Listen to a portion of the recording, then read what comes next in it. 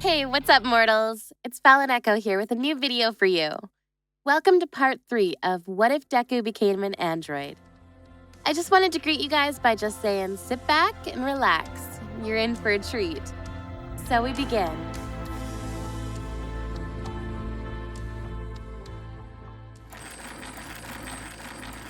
Izuku Midoriya sat in his room spinning in his office chair impatiently.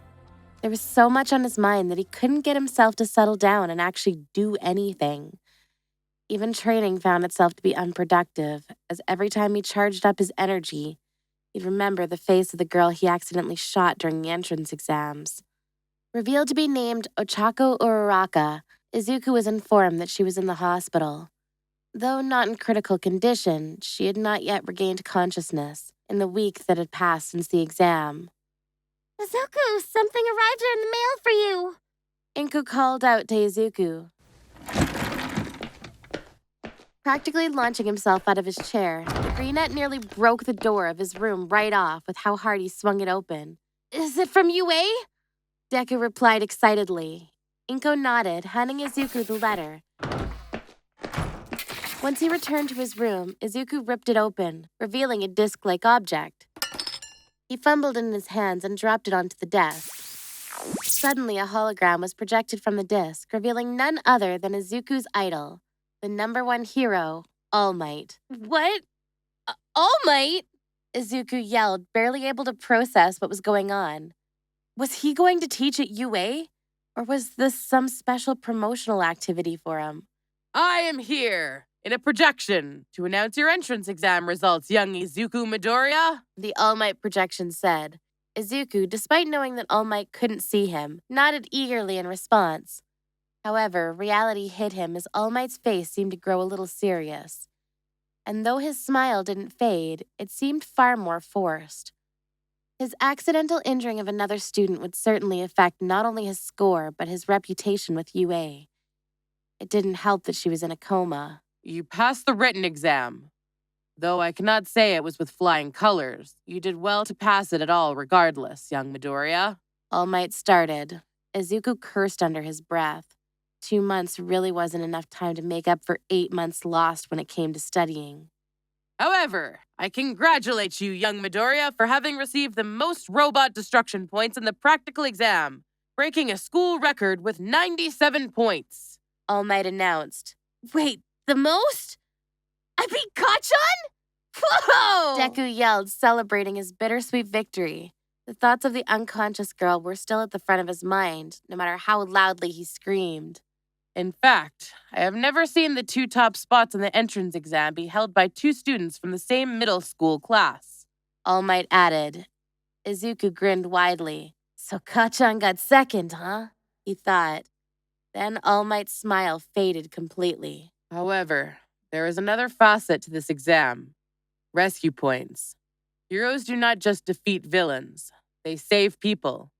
And normally your destruction of the 0-pointer, although you were seemingly unaware that you were indirectly saving the young girl trapped beneath the rocks, would have provided you with some rescue points. Though your actions following this are far less rewarding. All Might said through the projection, dead serious. Izuku's heart sank, knowing what was next. The video of All Might was replaced with a video from the entrance exam, showing a high-quality bird's-eye view of Izuku's destruction of the 0-point giant. Izuku watched as the footage replayed before him. He raised his hand, firing the beam, and... What? He nearly yelled. He remembered shooting the beam at a piece of debris. On the video he was now watching, there was no debris anywhere near the Justice Flash beam he fired. It looks like I just shot her for no reason, Izuku thought. He twitched around nervously, the mental image of the girl getting struck in the face by his green energy beam replaying in his mind. All Might's face appeared once again in the projection. For this action, we are, for the first time in UA history, deducting points from your score. 10 points to be exact. This puts your overall score at 87 points, a single point below your middle school classmate, Katsuki Bakugo, who obtained 88 villain points and no rescue points. All Might announced. He paused before telling Izuku in a voice that one could only call menacing. I don't know why you did what you did, but know that in UA High, the unprovoked attack and serious injury of another student is punishable severely. Izuku gulped at this. Then the smile returned to All Might's face. Despite the events of the entrance exam, there is still no doubt that you passed and are admitted into UA, where I will be teaching this coming term. We await your rival and reformed behavior. All Might finished as the projection faded. Izuku sat on his chair, reeling from the bombs dropped onto him in such a short span of time. He made it into UA. Not that he didn't expect it, but hearing the words from All Might himself, "I'm gonna be taught by All Might," Izuku said in a dazed tone, as though he was trying to convince himself of the fact more than anything. His brain hadn't fully processed the news yet. As the news sank into Izuku, another piece of information got quite clear. All Might doesn't like me. He thinks I shot that girl for no reason, Izuku thought, sweating. How many other people saw that video? How many people think I did that? He wondered. Then a ringtone shook him out of his thoughts. His cell phone was ringing.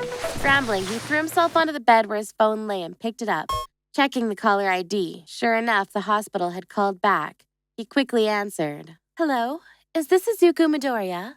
Someone on the other end, probably a receptionist, asked. "Yes, it is. Can I?" "You can come and visit Miss Uraraka anytime within the next 2.5 hours at room 1019. "Thanks," Izuku said enthusiastically, hanging up the phone. He needed to explain things to her, make things clear. Pondering over his reputation at UA could come later. "Mom, I'm heading out," Izuku said as he bolted out of his room. Inko nodded politely. Izuku frowned. Since he woke up, he hadn't felt like his mother was the same person as she was before his coma. But that got pushed to the back of his mind as he rushed out of the Midoriya apartment, out of the building, and onto the street. As he tended to do now, Izuku ran down the sidewalk at a pace comparable to vehicles, jumping over and around people and other obstacles. At first, he would routinely bump into someone or knock something over, but he had gotten quite good at this sort of high-speed traversal over time. In a few minutes, he made it to the hospital. After getting to the right floor and checking in with the receptionist, the greenette made his way to the right room. 1017, 1018, 1019. A hand grabbed him before he could walk into the room. He turned to face an old doctor, dressed more like a surgeon than anything, with a cap covering his head and the blue surgical uniform as opposed to the usual white attire of a doctor. He had long white hair with a bushy white mustache on his wrinkled face. On his name tag was written, Dr. Giraud. This video is sponsored by Adobe. Adobe is redefining the digital experience through game-changing innovations that shape the next generation of storytelling. Adobe makes it easy to create, edit, and share digital documents securely, allowing you to collaborate and communicate across devices. Adobe Photoshop is your go-to application for faster graphics editing and digital art as a whole. At We the Celestials, all our thumbnails across every channel are created with Adobe Photoshop. Adobe Premiere Pro is a timeline-based and non-linear video editing software application that is versatile and easy for beginning and master editors. Finally, Adobe After Effects is the industry standard tool for digital visual effects, motion graphics, and compositing applications used in post-production. Many of our voice actors, myself included, audio editors, and video editors use Adobe Premiere Pro and After Effects to produce these high-quality videos. Click the link in the description to start creating now, and thank you to Adobe for sponsoring this video. Izuku felt like he had seen the man somewhere before, but just couldn't make a connection. "Are you Izuku Midoriya?" The man asked in a rather rough, raspy voice. Izuku nodded quickly. "The receptionist told you 2.5 hours, right? Well, you'd better leave after 10 minutes. 15 if you like taking risks. You don't want to be in the room when her parents get back. The video of you shooting her with your quirk went viral. They would recognize you." The old doctor warned the boy. "But that's not what happened. I saw something heading towards her and—" "It's none of my business, kid. Now go in." the doctor replied, leaving Izuku. The boy kept his gaze on the old man for a while. He could have sworn he saw a celebratory smile flash across the doctor's face for a second. Maybe I really am seeing things, the boy thought. Stealing his nerves, Izuku walked into the room. Uraraka was sitting up in the hospital bed, bandages wrapping around her forehead.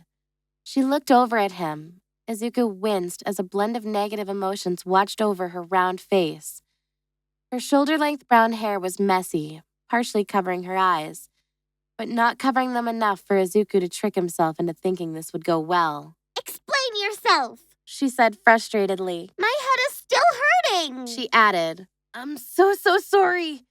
I saw the video and it's not what it looked like. There was a piece of metal or something, and it was heading... I was there too, remember? What are you even trying to do? Uraraka cut him off frustratedly. So you don't remember that either? Izuku asked hesitantly. He was sure there was a piece of debris there. He remembered with great detail his Justice Flash hitting it and disintegrating it. Every detail from the green light of the beam hitting the metal and its subsequent vaporization. Whatever it is, you're probably seeing things. They caught you on tape and everything. Uraraka responded sharply. I'm sorry, it's just... Izuku started. He wanted to argue for himself, but he realized it was pointless. The piece of debris wasn't in the video, and Uraraka hadn't seen it either. If he would be able to convince anyone, it wouldn't be her. It's just... Uraraka shook him out of his thoughts. It's nothing, Izuku said, looking at his shoes. I'm sorry. I hope you get better soon. Whatever. Uraraka replied, looking out of the room's window. Izuku left the room then. A few minutes later, the greenette was back in his room. On the way back from the hospital, he barged into two people and a sign. He was so absent-minded, he walked straight through his door without opening it, knocking it off its hinges. The boy looked down at his hands. What happened? He thought. Had the power made him start seeing things? It was probably like a trick of the light or something, he said in a poor attempt to convince himself. He remembered every detail of the piece of metal exactly. There was no way it wasn't there. Is the power making me see things? Is this a quirk overuse symptom? The boy thought. But from what he knew, quirk overuse symptoms were usually directly related to the quirk in question. Hallucinations had nothing to do with energy attacks and enhanced physical strength. Deku had thought that the day he made it into UA would be the best of his life. Instead, it was one of the most conflicting. And with those uneasy thoughts, he threw himself into his bed. A good night's sleep should help, he muttered. The next morning, Izuku's day passed without anything truly eventful. But for another boy, Mirio Togata, it held one of the most monumental events in his lifetime. The rather tall boy walked into the main building of UA High School. Though the term hadn't begun, there was already a multitude of teachers in the school preparing for the upcoming year. All Might spotted and greeted the third-year student enthusiastically. Young Togata, follow me. Mirio followed the symbol of peace, uncharacteristically silent. He knew what was coming next, and he wasn't sure if he was really ready and deserving of it. The two arrived into All Might's office. The second the door closed behind them, the tall, muscle-bound All Might shriveled away in an instant, revealing a blonde-haired skeleton, barely reminiscent of the #1 hero. Mirio was used to this and was one of the few privy to the knowledge of All Might's deteriorating physical ability. Young Togata, the timer on my muscle form has gotten even shorter. It's now or never, All Might said in a dead serious tone. Mirio nodded. The teen was normally a talkative and humorous student, but today was no time for laughs. All Might, having been injured in a battle with a villain, suffered permanent damage to his stamina and strength, and the condition was worsening. I'm ready, All Might, Mirio said seriously. The blonde boy looked at the man that had become one of the greatest mentors over the last 10 months. I will ask you one more time. Do you think you can do this? What I'm about to give you is a quirk passed down by the greatest heroes over the years. Accepting this means you will have their shoes to fill, their enemies to face. One for all is not a quirk for the faint of heart, All Might warned. His quirk, which gave him the power he was so renowned for, was not in fact his. He had received it from his master, as she had received it from hers, spanning several generations before reaching All Might. Receiving this quirk means you may one day have to face the greatest evil of them all. all for one. Are you truly ready? All Might added. Mirio stayed silent for nearly a minute. One for all. A quirk that has been saving people for generations. A quirk with the power to save people. I can take it, Mirio said confidently. All right, we've been over this before. All Might said as he pulled a strand of hair off his own head, passing it to Mirio. The teen, without hesitation, put it in his mouth and ate it. They had in fact been over this strange method of passing one for all to a new holder before. As Mirio swallowed it, All Might buffed up into his muscle form to deliver a statement. Congratulations, Mirio Togata! You are the 9th holder of One for All!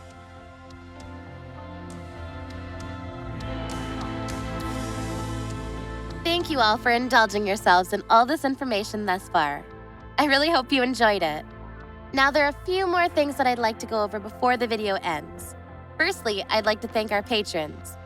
BD Flames, Ethan Davis, Terry Chills, Shifter Milas, Adam Zagil, Zill, Zavbeat03, and Joshua Phelps. Secondly, I'd also like to thank all of our YouTube members. Toya Costa, Rob the King, SithLord906, CF2364 and Knuckles, Remu Tempest, Angel Juarez, Donald C. Stewart, Bryant Greer, and Demonized Fox.